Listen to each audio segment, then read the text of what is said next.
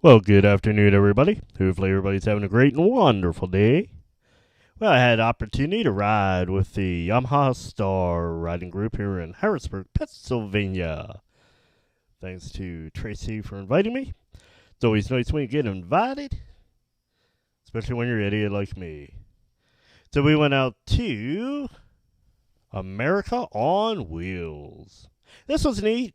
I am happy I went, even happier that I got invited. So I was happy I went. But personally, I have to say I think our local ACA museum in Hershey is a little better. I enjoyed that better. But even still, I enjoyed this trip. It was a beautiful trip. I was glad I got to see this again. This is why I like doing group rides. This isn't typically a place I would have went on my own, but since it was a group, I'm happy I got to go. And hopefully you enjoy, as I did. This was definitely a neat experience. They had a lot of neat stuff. They had a lot of stuff I'd never seen. So that part was good. When I pulled up, I seen the building. When I read the stuff, I guess I was a little over prepared, I guess. I was a little overhyped. But even still, it's worth a trip to Allentown. Happy I went. But personally, I kind of like the ACA Museum a little bit, but that's just me. It's just one idiot's opinion, so take it as it be. So hope you enjoy a little trip through the museum. And you can decide whether you want to stop and visit or not.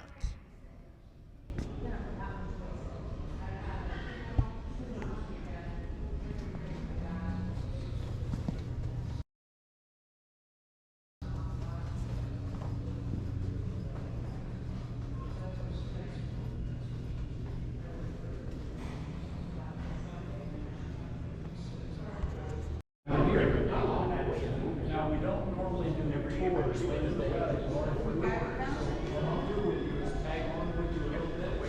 Still have your shoes.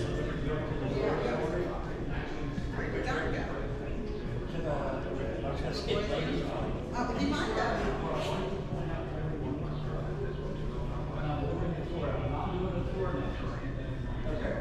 That's my favorite part of it.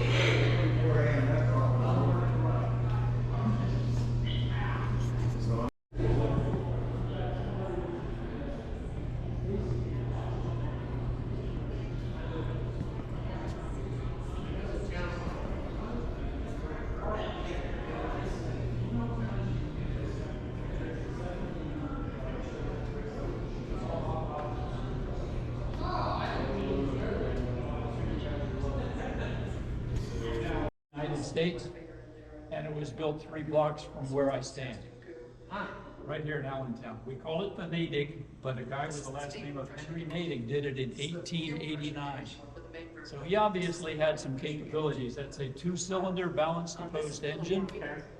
And if you can visualize, the engine has a stub shaft on either side. That stub shaft would have had a pulley sheave on it, a belt drive to a spine, I call it a spine shaft.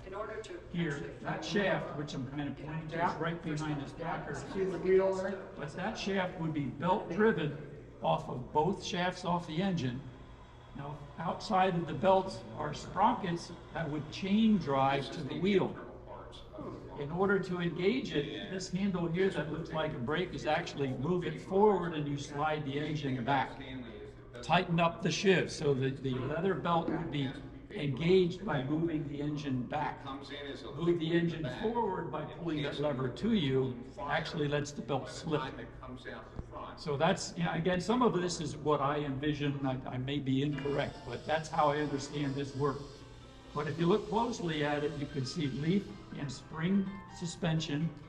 It also has a drum brake system. There's what I vision as a coffee can that rotates on that spindle shaft, and inside the coffee can are brake pads.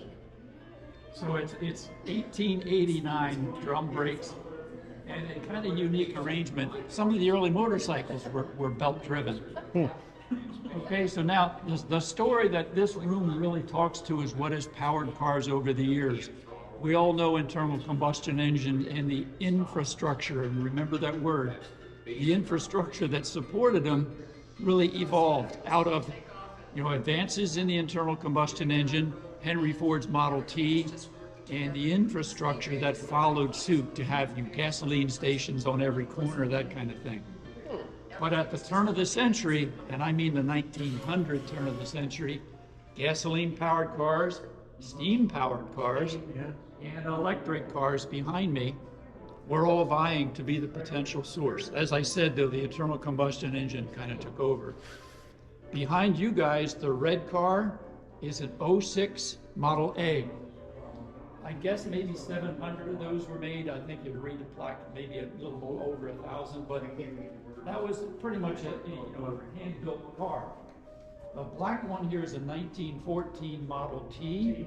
Around 17 million of those were made. That's the one that Henry Ford is known for, the assembly line. We've all heard it. Any color you want, as long as it's black. Okay, but now let's jump forward here a little bit. This 1909 model. And please do not do what I'm doing in the museum. I'm allowed to do this. Step beyond these rails. But it's so that I can show you this car. We're in the year 2022, right? This is a 1922 fully electric vehicle. Wow. I like to say Elon Musk did not invent an electric car. But thanks to Elon Musk, Tesla is honored. Because Nikola Tesla is like the father of alternating current electricity, which you need to run a rectifier back there to make DC to charge the batteries. So if you think about it, that time frame, only the cities actually had electrical distribution systems. So an electric car like this made sense in the cities, where you had the infrastructure to support charging the batteries.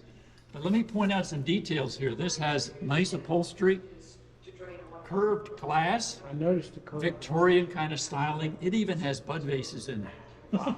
Okay? So again, picture yourself, you're a wealthy physician or a wealthy woman in 1922 and you lived in a city, this car would be attractive to you because it's clean, quiet, and as long as it's charged, reliable. You hop in, push a few buttons, and off you go. Now imagine instead you have a Model T. You guys know what you have to do to start a Model T. You got to choke it, you got to prime it, you got to advance the timing, you go out and give it a hand crank, and hopefully you don't break your wrist. If you're the proud owner of a Stanley steamer, watch the video. It takes about an hour just to get that started. Get it up to temperature, build up the steam pressure. And the other aspect of the Stanley steamer is, and I relate to a show I was watching the other night about locomotives, which really, steam locomotives use the same kind of principle. You boil the water, you make steam, you let that through a once-through engine. And what this guy was saying on this video was, if you're in a locomotive and you run out of fuel, you're dead in the water. You run out of water, you blow up. And the aspect or the logic of that is, back in that time frame, the technology we're kind of used to right now just didn't exist. The steam drums themselves were potential blow up, and also the relief devices weren't all that reliable. So you had a lot of steam systems blowing up. Today's technology doesn't really minimize that risk, and I can speak to power plant experience. The steam drum is one thing that is, with a lot of redundancy, monitored in power plants, because you don't want to lose level for all the reasons I mentioned. Let's get back to cars. On this one here, Is it? Oh, no, you know what that is? I got ahead of myself. The driver sits over here.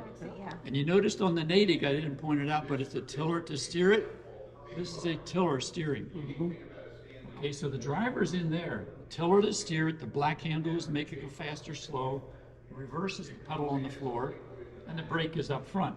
This is the mother-in-law seat. Let's get it. She operates all the brakes, right? Now, They made her sit outside the car. if you look at the Stanley steamer over there, the mother-in-law seat is right on top of the fuel tank. Is this all original glass in these? As far I as you know? suspect the glass is original.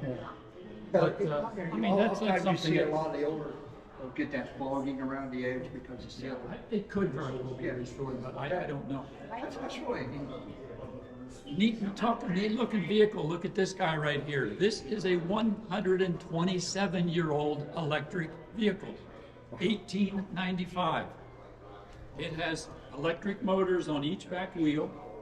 There's a pinion gear that drives this ring gear. Very sophisticated brake system. Okay, and a rack and pinion steering system. With enough mechanical advantage, I can steer this car with a shovel handle. Now, the fascinating thing to me about this car, though, is the company that built it was based out of Philadelphia, and they built a line of electric taxi cabs. These taxi cabs were used commercially as a viable enterprise in Philadelphia, New York City, Boston, even London, England. I'm not going to show you pictures of it, I have them in here, but if you could picture what's like a handsome cab, the driver actually sits up high. He had a tiller to steer it. His left hand is on a speed control, and he had foot brake and foot reverse, but I am going to show you the picture. It's amazing. How long would it take to charge these vehicles? I'm sure this was overnight. Each of these vehicles had maybe a 100-mile range, went all at maybe 20 miles an hour. And And you had to have your own. well, perhaps I'm guilty of slowing you guys down, but I do want to point out 31 Model A here, that's a concourse quality restoration. The car is beautiful. This is a 1915 REO over here. You guys are familiar with the rock band called REO Speedwagon? Well, the REO Speedwagon was a line of trucks that they run maybe during World War II. So the rock group kind of borrowed that name. I don't know. There's probably a story as to why they made it. This beautiful restoration was a Oh, yeah. I like that. The yellow. I like that. I wonder if that's all. I'm thinking the gold leaf was somebody did it up there. I don't know. See, you didn't even paint the engine. Barely. Look at that. Most of the time, you're just like. I will likely catch up with you again upstairs. We have some things upstairs that again you need to do next year. So enjoy your visit. Please take your time. Thank you, sir. Appreciate your time today. And if you have questions, look me up. All right. I think I'm the only, we call ourselves floaters. Okay. Something like. I take those with my eyes once in a while.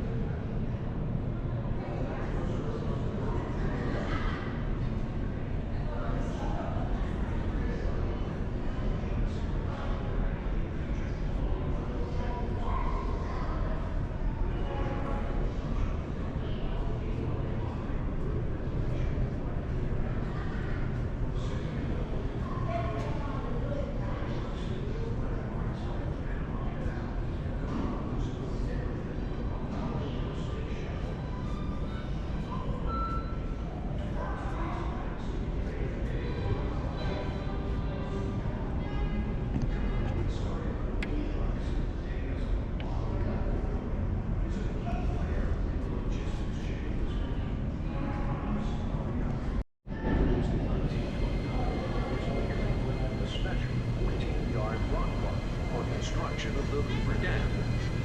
From the Mount Wilson Solar Observatory